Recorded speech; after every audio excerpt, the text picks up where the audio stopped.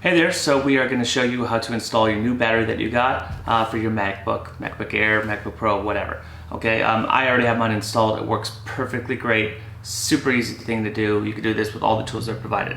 So when you get your kit that's going to arrive in the mail, you've got two Torx screwdrivers. I'm going to be using both of these. Make sure you hang on to both of those. And there's some also really great add-ons with the battery as well. For instance, this is a nice little keyboard protector. I didn't know this was coming in. Maybe I didn't read the information, but this is like a nice little bonus. Plus these, I don't know if you can see these, but these are the little nubs that go on the bottom of your MacBook.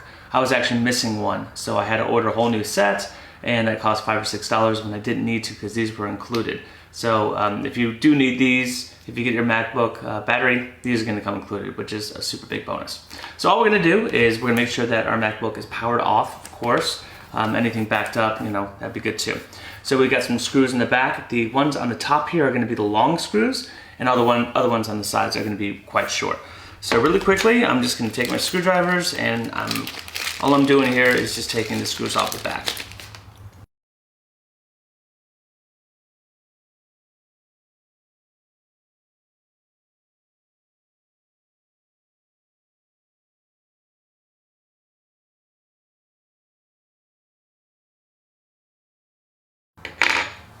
Alright, great. So now that you have all the screws out of the back of your MacBook, it should just be able to peel right off completely, okay? Now this can get quite dirty, so I recommend that you do clean this before you put this back on. And of course, we have our battery. So I'm gonna take this out real quick. There's a little pull tab, which I'll show you how it works in just a moment. So this is our battery. Now, of course, I've already changed mine, so mine's gonna stay right in there. As you can see, it's perfectly snug. There are a row of screws here on either four sides and one directly in the middle. That's the one you're going to be using the red screwdriver on. That's your Torx, okay? And then the last step is this little pull tab. All you have to do is make sure that you do unplug the old battery. That's the first step. Unscrew it. Take that battery, dispose of it properly. You could take it to Home Depot or any other Best Buy. Sometimes they will have recycling programs for those, which is what I did, which is why I don't have my old battery anymore. And then make sure when you do put that new one in, you are putting that tab. You have to make sure that's completely flush and that's down, right? Because if it's not, your new battery is not going to work. And then all you have to do is just screw in these four corners here, one in the center, and this is your lithium-ion battery.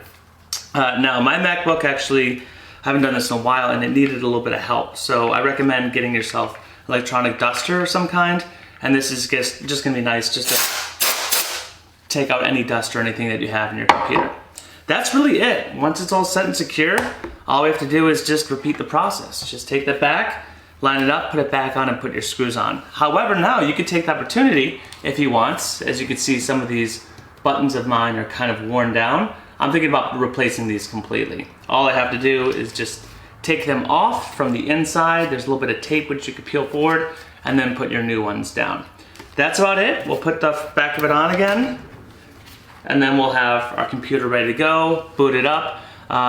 Hopefully you should have some charge. I recommend putting it on the charger until it hits 100%, take the charger off, and then see how long your battery can go. Of course, you don't want to charge it midway through, but when it gets down to 7%, as per the instructions here, then you do want to charge it. Don't let it deplete 100% all the way to 0. When it gets to 7, that's when you should put it back on the charger.